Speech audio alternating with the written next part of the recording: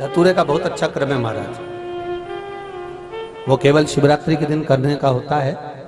कहते हैं जिसका व्यापार ना चले, व्यवसाय ना चल रहा हो, बहुत ज्यादा कष्ट में जीवन निकल रहा हो और बहुत ही ज्यादा तकलीफ हो रही हो, तो धतूरे को हल्दी में डुबोकर शंकर भगवान को शिवरात्रि के दिन रात को 12 बजे समर्पित करें।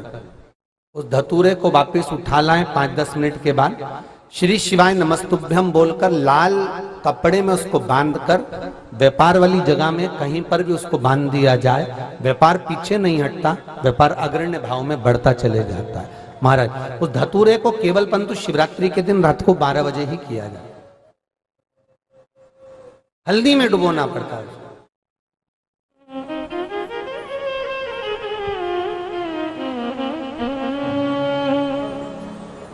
यही प्रमाण एक क्रम में और है महाराज जी। लिंग पुराण कहती है, मान लो किसी व्यक्ति को कोई एक भारी बीमारी हो गई, बड़ा रोग हो गया और वो रोग डॉक्टर कह रहा है कि ये ठीक नहीं होना है, बहुत तकलीफ उसमें है और कष्ट ही कष्ट है, वो ठीक नहीं हो रहा, दवाइयां लग रही, गोलियां खा रहे हैं। तो महाराज उसका भी वर्णन है। 7 धतूरे, कितने धतूरे लेना है? 7 धतूरे। कोई सी भी शिवरात्रि से मतलब महीने में एक बार शिवरात्रि आती है, प्रत्येक महीने आती है।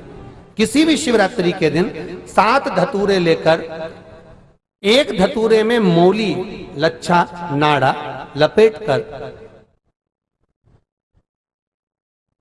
चंद्रमौली भगवान का स्मरण कर उस मौली को लपेटकर 6 धतूरे में हल्दी लगाकर शंकर भगवान की जो जलाधारी है, जलाधारी में आपको पहले भी वर्णन किया है,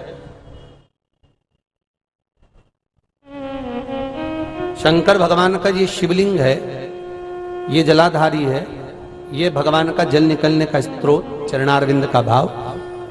शिवलिंग जहां रखा हुआ है ये पार्वती जी का हस्त कमल है, जो ये गोल भाग है ये पार्वती का हस्त कमल है, जहां शिवलिंग रखा है। जहां से जल नीचे गिरता है उसके सीधे भाग में श्री गणेश जी महाराज का स्थान है, उसके उल्टे भाग में श्री कार्तिकेय जी का स्थान है। जलाधारी के सामने एक मोटी सी लाइन होती है, कहीं सांप बना होता है, कहीं स्थान बना होता है। जो मोटी सी लाइन है ये शंकर भगवान की सबसे छोटी लड़की अशोक सुंदरी का स्थान है। जलाधारी के ऊपर जो 3 टेकी लगी है ये भृगु ऋषि का भृंगी गण का स्थान है।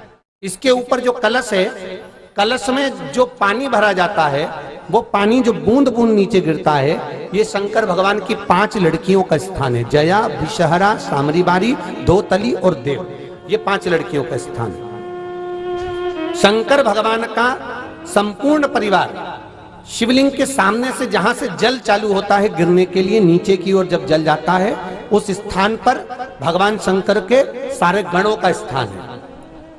फिर जब जल बहकर सामने की ओर जाता है, जितनी दूर तक जल जाता है उतनी दूर तक भगवान शंकर के उस जल भाग को ग्रहण करने के लिए 33 कोटि देवताओं का स्थान है। इसलिए उस जल को हम लांघते नहीं।